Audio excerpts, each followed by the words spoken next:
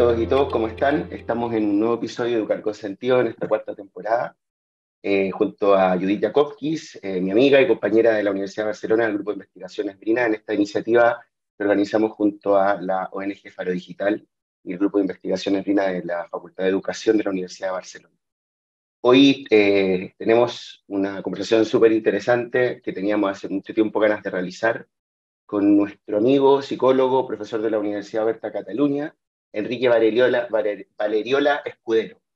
Enrique, antes de presentarlo, quería comentar que tiene muchos temas que resulta muy interesante abordar con él, pero sobre todo él tiene un trabajo profundo desarrollado en el contexto español-catalán, pero también en Chile. Tuvo la oportunidad de trabajar allá en la Universidad Católica de Valparaíso y por tanto su visión es muy interesante a la hora de tener una perspectiva global y también del sur global de cómo se dan ciertos fenómenos contemporáneos, sobre todo a nivel de impacto del neoliberalismo en la educación, ¿no? Con foco en la educación superior.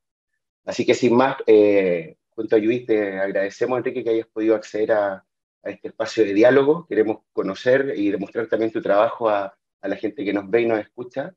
Y lo primero es preguntarte cómo estás, en qué estás hoy en día poniendo el foco de tu investigación y cómo ha sido este aterrizaje, a este retorno al contexto investigativo catalán después de tus años en Chile, ¿no? Aparte que te tocó el retorno justo en periodo pandémico, entonces ha sido un retorno bien especial. Así que gracias y cuéntanos un poco en qué estás. Muy bien, bueno, pues antes que nada, muchas gracias a Judith y a Pablo y Educar con Sentido y Faro Digital por la invitación, ¿no? Por este recibimiento. Yo feliz de contribuir y muy ilusionado. Y bueno, pues sí, un poco lo que me preguntabas, Pablo, pues nada, yo estuve trabajando, bueno, yo soy psicólogo social y del trabajo y en la Autónoma de Barcelona. Y conforme acabé el doctorado en 2017, pues me fui a Chile, a la Católica de Valparaíso, si bien luego estuve colaborando con investigadores e investigadoras de otras universidades de Chile. Estuve trabajando básicamente en el foco o en el ámbito de la educación inclusiva, ¿no? Y en concreto, dentro de todo lo que podría abarcar la educación inclusiva, ¿no? Pues lo que tiene que ver con las políticas neoliberales, las políticas con un foco en la gestión del mercado en el ámbito educativo, ¿no? Y fue muy interesante, ¿no? Porque efectivamente venir de un contexto catalán, español, ¿no? De cómo funcionan las políticas públicas aquí, de cómo ha permeado, cómo permea aquí el neoliberalismo y verlo, ¿no? Volver a la cuna donde surge todas las primeras pruebas, los experimentos neoliberales y ver qué otras formas tiene el neoliberalismo en otro contexto totalmente diferente, con otra trayectoria, con otra historia, con otra cultura, otra economía, ver cómo funcionan allí las pautas neoliberales que tienen elementos en común, pero otros radicalmente opuestos, pues es muy chocante, ¿no? Además, no solo estudiarlas, sino vivirlas en cuerpo y alma, ¿no? Así que eso fue un ejercicio muy interesante y efectivamente luego volver aquí con todo ese bagaje, ¿no? Y tener la sensibilidad de ver cosas que antes uno pasaba por alto, verlas aquí o no verlas, pues es un ejercicio muy chocante, ¿no? Y muy interesante a la vez. Oye, Enrique, el otro día, bueno, Pablo conversaba y yo escuchaba la entrevista que le hizo a la amiga conocida por todas, sobre todo por vosotras, más que por mí, Carla Fardela, y ella hablaba de la importancia de devolverle el sentido analítico a la palabra neoliberalismo, que no nos sirva para amparar cualquier fenómeno contemporáneo prácticamente. Y en este sentido te quería preguntar, ¿cómo tú desempaquetas, digamos, el concepto neoliberalismo para que nos sea útil para explicar al final procesos sociales y procesos, sobre todo, en nuestro campo, que es el de la educación? Creo que esa pregunta, Judith, es fundamental, sobre todo al inicio, ¿no? Para tener claro de qué estamos hablando, a qué nos estamos refiriendo con neoliberalismo y más cuando es un concepto, pues eso, ¿no? Que primero es súper abstracto, de tanto usarse como que ha perdido un poco el sentido y como decía antes yo, pues claro, el neoliberalismo tal como se entiende se aplica o se desempaqueta en Chile, no es lo mismo que cómo se desempaqueta en Cataluña, ¿no? Y es importante empezar por ahí, claro. El neoliberalismo, como yo lo he trabajado, o de la forma en la que yo lo he conocido más, tiene que ver con todas las formas en las cuales los bienes, los servicios, las relaciones humanas, las políticas públicas se convierten o se traducen o se entienden desde una concepción mercantil. Una concepción mercantil que no es solamente liberal, es decir, no sería la clásica tradición del laissez-faire o fisiócrata de que el mercado solamente se regula por sí mismo, no hace falta la intervención, que está a la base, por eso se llama neoliberalismo, sino que además tiene una segunda versión, una actualización, que sería ese neo, esa parte nueva, ¿no? Que sería todo lo que tiene que ver con, pues bueno, con que no solamente el Estado no tiene que intervenir, sino que también es necesario que las empresas tengan sus propias regulaciones, que el poder del Estado quede muy, muy reducido a un mero regulador o un mero interventor en momentos muy, muy puntuales de crisis económica o de empresas que tienen que cerrar. Momentos en los que, por ejemplo, las relaciones humanas empiezan a cuantitivizarse o a dataficarse, ¿no? En el que solo importa ese dato supuestamente objetivo y todo lo que no sea dato objetivo del comportamiento, del rendimiento, del resultado, de la evaluación, no se ha tenido en cuenta. Y luego todo eso, claro, tiene unas lógicas, tiene unas consecuencias muy altas, pues como decía, ¿no? En la educación, en las relaciones que hay entre las personas en la sociedad, en las relaciones que hay entre las propias estudiantes, que esto también lo hemos indagado, ¿no? En definitiva, si tuviese que resumirlo, sería llevar o trasladar literalmente tal cual la lógica de una empresa privada a cualquier otro tipo de relación, entre las empresas públicas, pero también las relaciones entre todas y todos nosotros en nuestro día a día, y eso tiene unas consecuencias sociales y educativas súper, súper importantes. Enrique, tengo, bueno, la primera pregunta la pregunta que continuaría un poco a tu reflexión tendría que ver si nos pudieses detallar cómo se ponen en práctica estas políticas neoliberales, ¿no? Uh-huh. Ya no solo en un ámbito institucional diverso, sino también, por ejemplo, pensarlo en el contexto educativo, básicamente porque ya nos has orientado tu discurso hacia allá. Entonces sería Uh-huh. interesante poner eso. Y lo segundo que también aprovecho de preguntarte, a ver si nos puedes hacer ese mix, que yo sé que más tú como psicólogo no somos de hacer tanto, o sea, no es tan ideal hacer dos preguntas a la vez, ¿no? Pero aprovechando esta instancia de diálogo más informal, te lo pregunto, ¿qué significa para ti, qué sensaciones te provoca a ti el neoliberalismo? Como Uh-huh. investigador, ¿no? Como persona que ha vivido en ciertos contextos. A ver, cuéntanos un poco. Mira, claro, yo creo que en concreto, bajando esto al ámbito educativo, al final lo que supone es que la educación, que es un derecho humano recogido por la UNESCO, recogido por todos los gobiernos, ¿no? Yo creo que en el día a día, si hablas con cualquier persona, que la educación es un derecho, yo creo que eso está asumido y todo el mundo nadie lo cuestiona, ¿no? Claro, pero luego al llevarlo a lo concreto, esa idea fantástica que todo el mundo tenemos en mente, a cómo se concreta, ahí hay un tinte se permea de ciertas formas por el neoliberalismo que hacen que la educación se entienda en sentidos muy particulares y no en otros, ¿no? ¿Qué es ese derecho a la educación en un contexto neoliberal, como puede ser el chileno contemporáneo o hoy en día en prácticamente todo Occidente, ¿no? Incluidos nosotros y nosotros? Claro, ahí lo que podemos ver pues, es que, por un lado, la educación se entiende como bajo una lógica muy del servicio, ¿no? Muy de un producto que hay que vender, literalmente, que hay que vender. Y esto lleva, pues, que, claro, quien más puede pagar, mejor servicio educativo va a tener. Su derecho a la educación va a ser mejor. Quien puede pagar menos, pues se entiende que su derecho a la educación va a tener un servicio de peor calidad, y todo esto, claro, permeado por esa lógica neoliberal de que si yo pago más es porque yo he trabajado más, me he esforzado más y tengo derecho. Y esto está recogido, fíjate hasta dónde llega, hasta dónde permea esa lógica neoliberal, ¿no? Que hay personas que explícitamente pues reivindican que efectivamente ellos tienen derecho, se merecen una educación mejor, de mayor calidad, más concreta, o ciertos tipos de educación, por el simple hecho de que pagan más y pueden pagar más porque se han esforzado más, ¿no? Entonces ahí está muy clara la lógica, pues, del rendimiento, ¿no? La gramática del rendimiento, la lógica de la competitividad, la lógica individualista, que son todos elementos centrales al neoliberalismo en educación, pero en cualquier otro ámbito.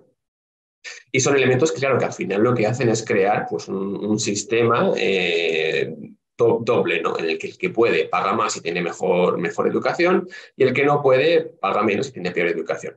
Y eso ya de entrada crea, pues, una carrera de fondo, que es el sistema educativo, que hoy en día todo el mundo habla de que la educación es una educación para toda la vida, es decir, que no acaba ni a los 16, ni a los 18, ni a los 23 años, cuando uno egresa de la universidad, sino que, claro, pues uno empieza una carrera de fondo durante toda su vida, y uno lo empiezan en el kilómetro 10 y otros la empiezan en el kilómetro 0.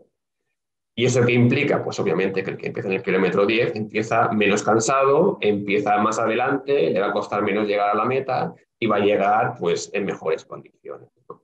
Ese sería un elemento central de cómo aterriza el neoliberalismo en educación, ¿no? Pero hay muchos más.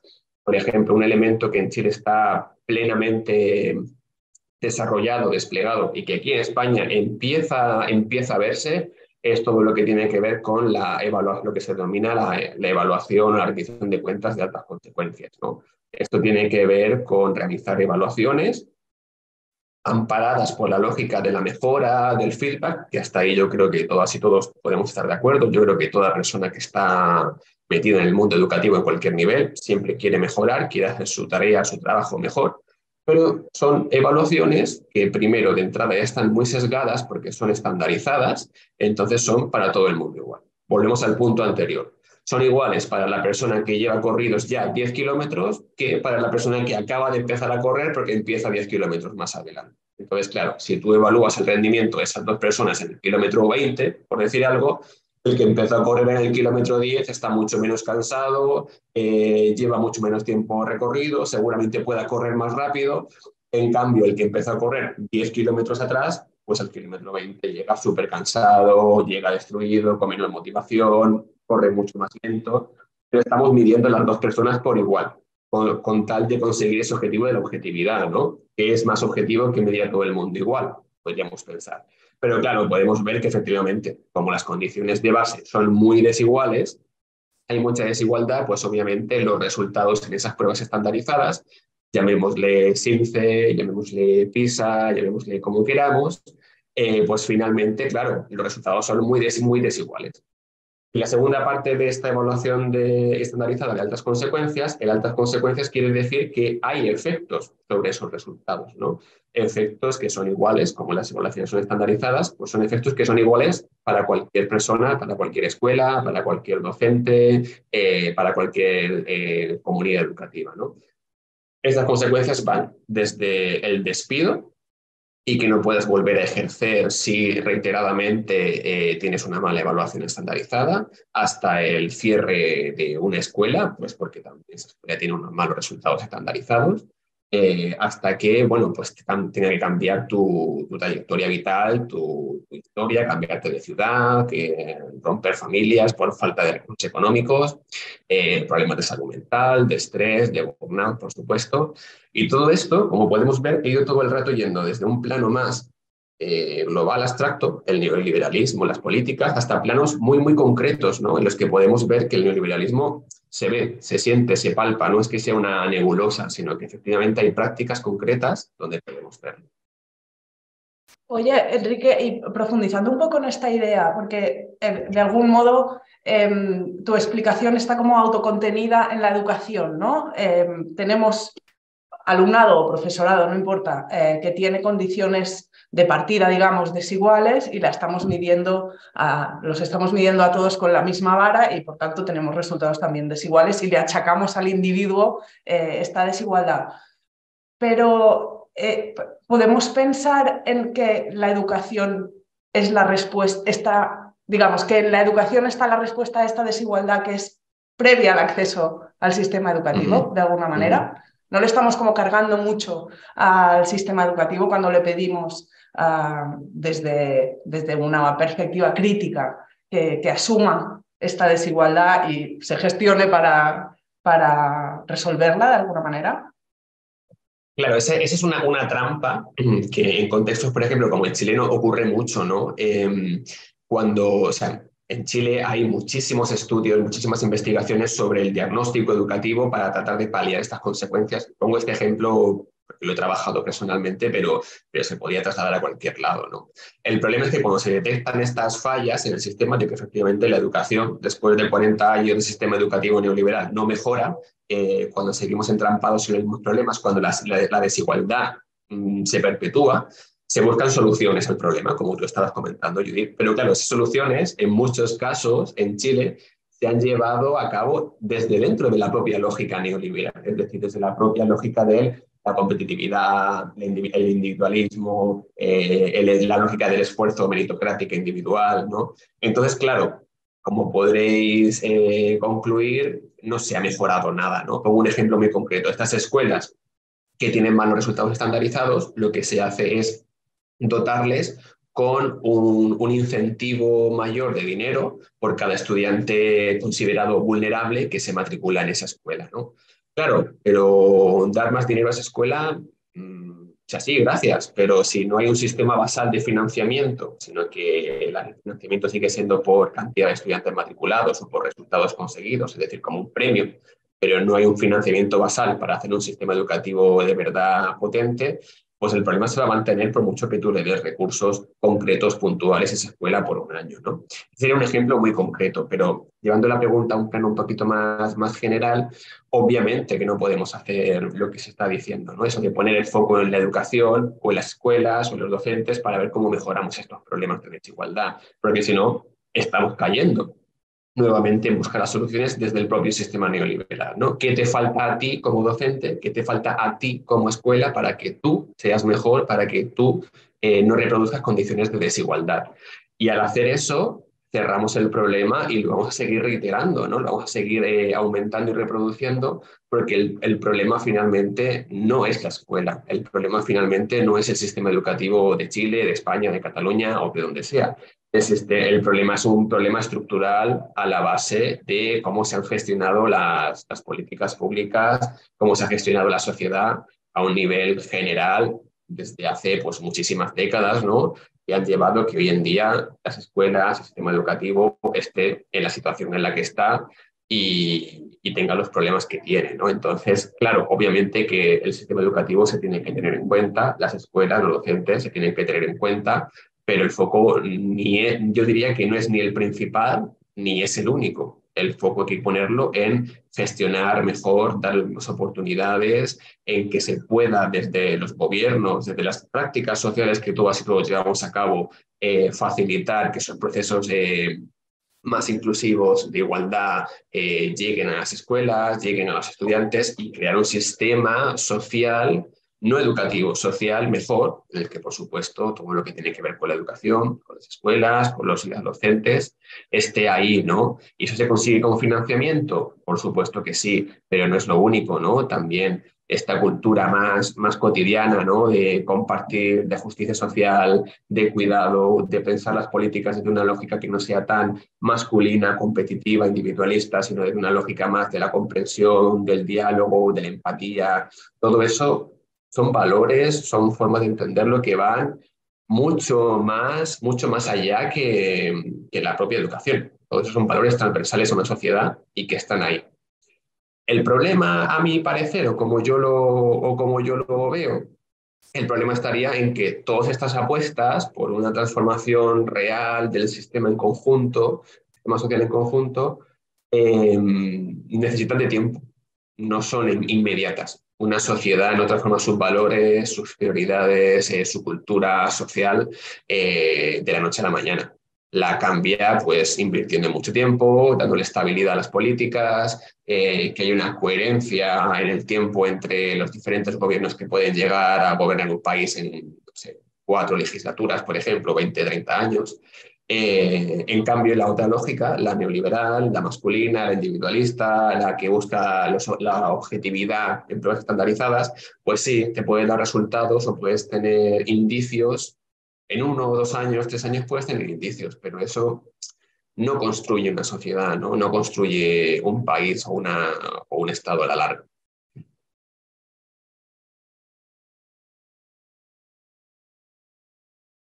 Ahí sí.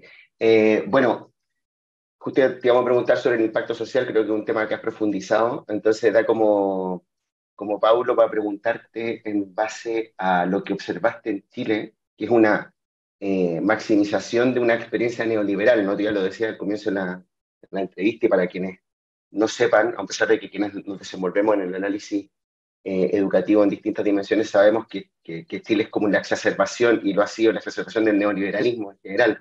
Y de hecho, por más que ahora hay un gobierno con ideas más progresistas, consecuencia de un estallido social en el 2019, la propia forma, no, este propio impacto social del que hablaba Enrique del neoliberalismo en las prácticas estructurales, pero también en las cotidianas, ha hecho, por ejemplo, que se rechazara la propuesta de constitución, ¿no? O sea, al final hay un impacto social sustantivo ahí, una influencia en nuestras prácticas, también en nuestras políticas, en nuestra forma de ver la vida. La forma de ver la vida que tiene Chile. Es un escenario súper interesante, ¿no? Pero te pongo en perspectiva del contexto español, ¿no? O sea, sabiendo que aquí hay un estado de bienestar, con sus más y menos, por supuesto, pero sabiendo donde, por ejemplo, el impacto del neoliberalismo no está tan maximizado en lo estructural ni en lo cotidiano como en Chile. Y no quiere decir que está ausente, ¿no? Pero bueno, te lo pregunto, ¿cómo ves tú ese desencaje, o sea, no, ese desembarco de esta idea en lo que se sucede acá en el sistema educativo? ¿Cuál sería tu diagnóstico, no sé si comparativo, ¿no? Contigo y con Carla siempre he aprendido a distinguir entre lo relacional y lo comparativo. Me acuerdo un trabajo que hicimos hace poco, ¿no? La lógica de comparar o relacionar. Entonces te pondría más en el foco relacional. ¿Cómo lo ves? Mira, yo creo que, claro, es un poco retomando lo que decíamos al principio, ¿no? Esa nebulosa de lo que es el neoliberalismo, efectivamente tiene despliegues o traducciones muy diferentes en cada país, en cada territorio, pues eso, en función un poco de su historia, su trayectoria, sus movimientos políticos, económicos, y efectivamente en ese sentido, si bien Chile y España tienen muchas cosas en común, hay otras que son radicalmente diferentes, ¿no? Como estas. Y efectivamente eso implica que el neoliberalismo en España, en Cataluña, pues haya llegado o esté llegando con otros matices, con otras acepciones, ¿no? Y ojo, porque son matices que a priori podemos decir que son más sutiles, que son menos visibles, pero también eso tiene el riesgo de al que ser más invisibilizados o más sutiles, también corremos el riesgo de normalizarlos o de no detectarlos por ser más sutiles y que efectivamente al final sea más difícil resistirse a ellos o sea más difícil darnos cuenta de que están ahí y por tanto de rechazarlos, confrontarlos o transformarlos, ¿no? Por ejemplo, ¿dónde cómo veo yo eso aquí? Pues yo creo que está siendo un proceso mucho más paulatino, con medidas que se van introduciendo en el modo en que, por ejemplo, se pueden abrir escuelas concertadas subvencionadas, en el modo en que también se van imponiendo o se van controlando o modulando de algunas formas lo que el docente, la docente puede y no puede hacer en clase, los contenidos curriculares que están en una escuela o en un curso, ¿no? El modo también en que la escuela se relaciona con el territorio, también es un poco algunas medidas que se están viendo. Insisto, todo esto está siendo muy paulatino, ¿no? A diferencia de Chile, que fue bajo la famosa doctrina del shock, ¿no? Con los Chicago Boys y después asentado directamente con la dictadura de Pinochet.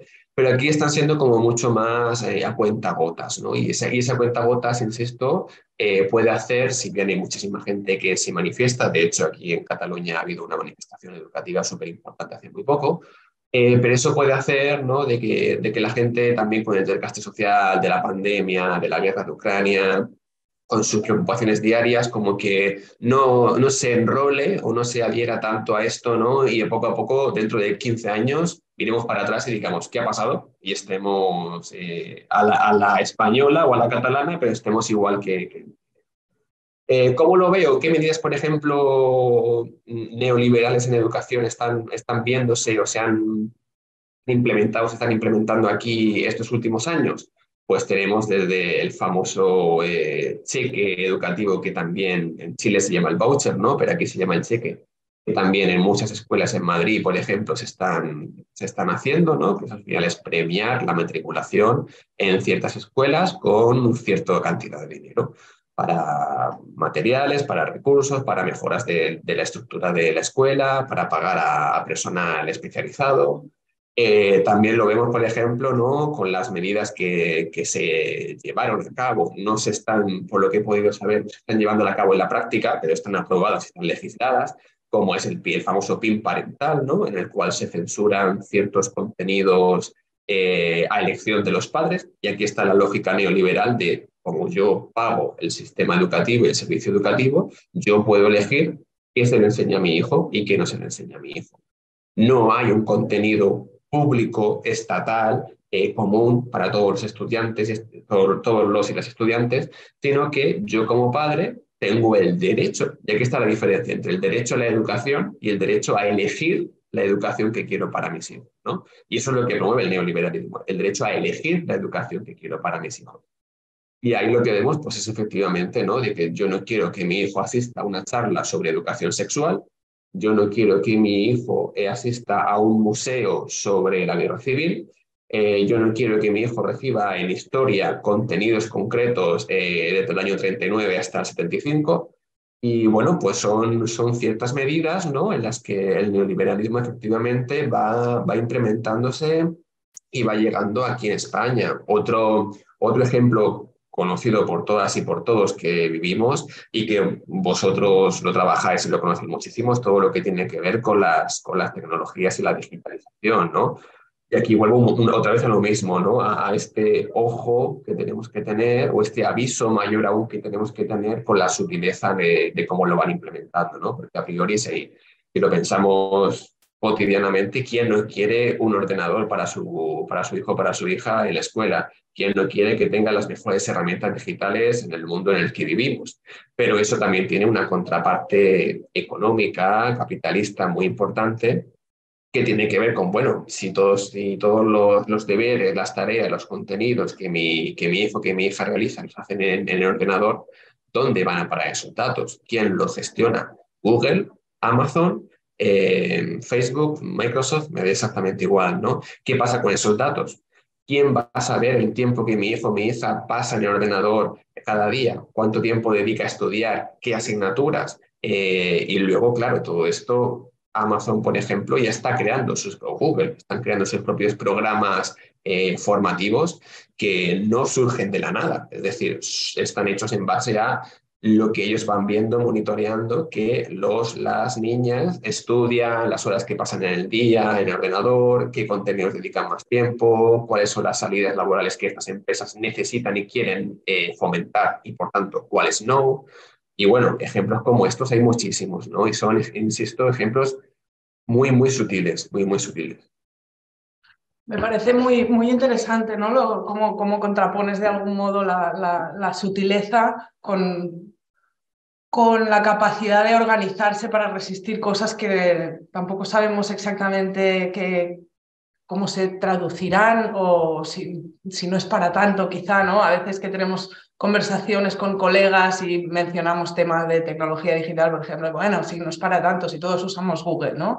Y a veces la dificultad que tenemos de dimensionar el impacto que estas cuestiones pueden llegar a tener para el sistema. Yo te quería preguntar, estos ejemplos que has puesto, el cheque, el PIN, al final el derecho a elegir, ¿no? Y que aquí en Cataluña y en todas las comunidades autónomas donde se discute desde hace tiempo con cierta profundidad, cierto criterio, las cuestiones que tienen que ver con segregación escolar, cómo balanceamos o cómo ponemos límite a la libertad de elección de escuela al final.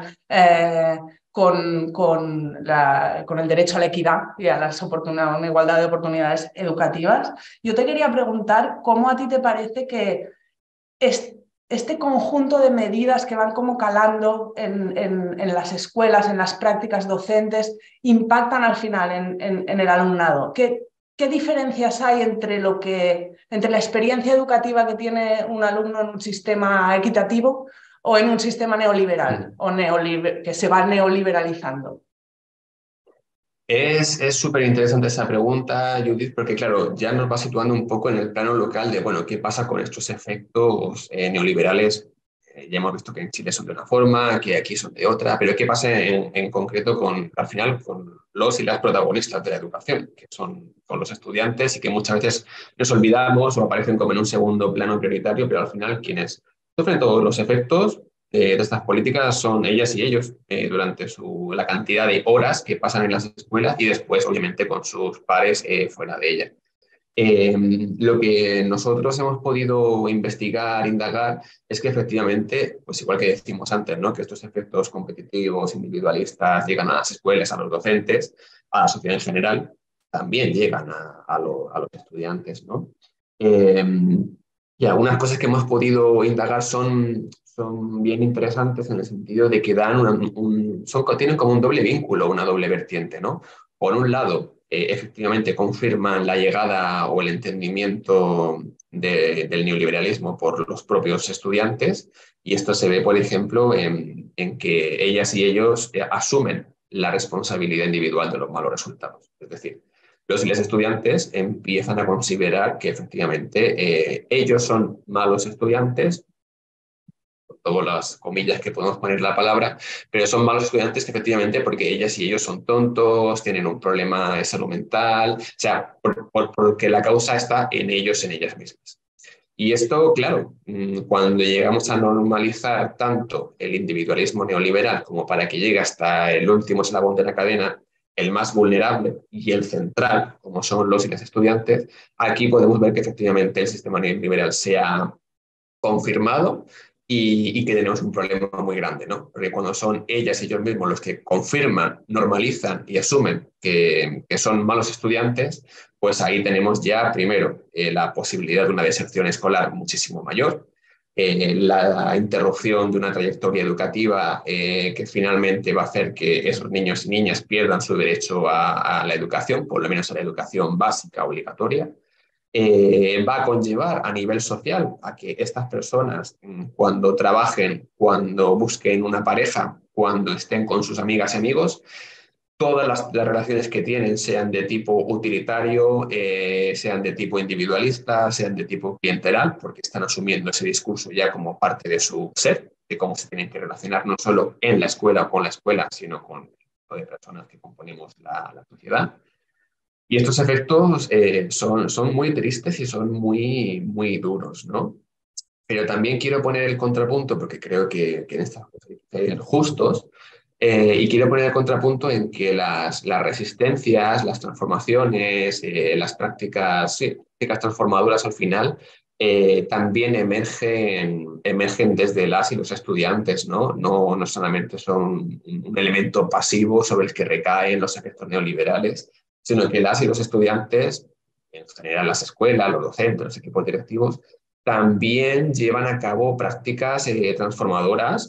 Son personas que, por mucho que digamos que han asumido las consecuencias individualistas del discurso neoliberal, también son conscientes de esto y también las quieren transformar porque saben que son injustas, que no les sirven o que no les llevan para ningún lado positivo, ¿no? Y algunas de estas prácticas de resistencia transformadoras, pues son la propia organización espontánea, emergente entre ellas y ellos, ¿no? Bien para transformar una situación de injusticia, bien para defender a un compañero o compañera que ha sufrido bullying. O, por ejemplo, un ejemplo muy divertido que vimos en Chile y que yo creo que da cuenta de esta organización espontánea entre los propios estudiantes pequeñitos. Es un ejemplo de cuando tenían que hacer la evaluación estandarizada a sus propios docentes, a sus propios profes. Una de las pruebas estandarizadas es una grabación en clase, ¿no? Y en escuelas muy pobres, con muy poquitos recursos, cuando venían a grabar para después ver el vídeo y evaluar a su profe, ese día, en esas escuelas pobres, muy humildes, los y las estudiantes venían súper bien peinaditos, se sentaban súper correctamente, no hablaban en clase, levantaban la manito así como para, de forma como muy, profe, ¿puedo preguntar esto? El día siguiente volvían a ser ellos y ella, pues revolucionados, diciendo todo lo que querían en clase, pero ese día se portaban muy bien porque querían que a su profe le fuese bien en su prueba, que querían mucho a su profe, no querían que su profe se fuese, lo echasen, le fuese mal o tuviese un mal día, ¿no? Estudiantes súper pequeñitos y son conscientes de estas cosas y es una forma súper espontánea de organización, sin permearla de conceptos grandilocuentes ni académicos ni nada, pero son prácticas, ¿no?, que también de alguna forma nos hacen ver que existen prácticas de resistencia que están ahí y que, bueno, pues ¿qué hacemos con ellas, ¿no? O más bien, ¿qué hacen ellos y ellas con ellas para luchar, resistir o proponer otro modelo de escuela en el que, por supuesto, la tecnología, la digitalización no va a desaparecer? Yo creo que ese no es el foco, ¿no? Siendo totalmente sinceros, el modelo capitalista tampoco va a desaparecer, por lo menos en el corto plazo, pero sí tratar de hacerlo más justo, sí que los valores principales, prioritarios, sean otros, el apoyo mutuo, el cuidado, las relaciones, lo afectivo. Y bueno, eso conllevará que se ponga en marcha una bola de nieve, ¿no?, que poco a poco pues, vaya transformando estas injusticias, estas desigualdades que el sistema educativo neoliberal actualmente tiene. Enrique, bueno, primero decir que hay un artículo que publicaste este año en la revista Izquierdas, el número 51, donde muestra un poco esta experiencia y resistencia del profesorado al sistema de evaluación docente, ¿no? Que es un modelo al que hacía referencia recién, en el que también identificaba esta micro resistencia, como diría nuestro amigo Pablo Neut, en contextos educativos, ¿no? De parte del alumnado, lo que es súper interesante, así que yo también invito a la gente a ver ese artículo, ya lo pondremos en el video para que lo puedan ver en profundidad y ver aquellas experiencias centrales. Bueno, para ir terminando un poco, esta conversación queda para mucho más y para otras versiones, pero para ir poniendo el foco en el presente y en el futuro, ¿no? ¿Cómo decanta, cómo desembarca toda esta investigación ya hecho en Chile tan interesante en tu trabajo investigativo actual, ¿no? ¿Qué desafíos tiene en el corto, mediano plazo en este sentido? Pues mira, ahora mismo, Pablo, hay una parte que yo creo que la mantengo, ¿no? Es decir, no ha cambiado mucho en estos últimos años, que es seguir viendo cómo se diseñan las políticas públicas educativas, ver qué matices neoliberales tienen, por dónde van y luego lo más interesante es ver cómo se aterrizan, ¿no?, en las escuelas, en los docentes, en las comunidades educativas, porque entre lo que dice la teoría de la ley, de cómo se diseña la ley y lo que luego pasa en la práctica real de las escuelas, de las relaciones entre docentes, entre estudiantes, hay un salto importante ahí en medio, ¿no?, entre la teoría, digamos, y la práctica. Ver qué pasa ahí en medio y ver cómo se producen esos desajustes entre la teoría y la práctica es un ejercicio que llevo haciendo bastantes años y que creo que es muy interesante porque nos permite ver que finalmente la política, esa palabra tan grande que parece que está hecha por expertos, por presidentes, presidentas, por ministerios, en realidad se decide por acciones muy concretas, muy puntuales, muy cotidianas, de personas con nombre y apellidos que también tienen una ideología, unos afectos y que son pues como tú y como yo, ¿no? Y ese ejercicio es muy interesante de ir viendo cómo en lo local, cómo localmente se van traduciendo las políticas hasta llegar a las escuelas. Y esa línea de trabajo la mantengo. La otra línea de trabajo que también creo que es muy interesante es la de cómo resistirse, ¿no? Bueno, llegan las políticas neoliberales en educación, llegan a las escuelas, llegan a los docentes, llegan a los estudiantes, pues un poco ver qué pasa con esos grupos, con esas comunidades educativas, qué pasa, cómo se resisten, cómo aceptan también, por otro lado, cómo aceptan y normalizan estas prácticas, qué cosas les hace más ruido, qué cosas les cuesta más adaptarse y asumirlas, qué otros aspectos, digamos, se confrontan directamente y abiertamente y son las que también nos invitan a cuestionarnos, porque al final no olvidemos que de educación nadie sabe más que los y las docentes y las personas que están dentro de una escuela.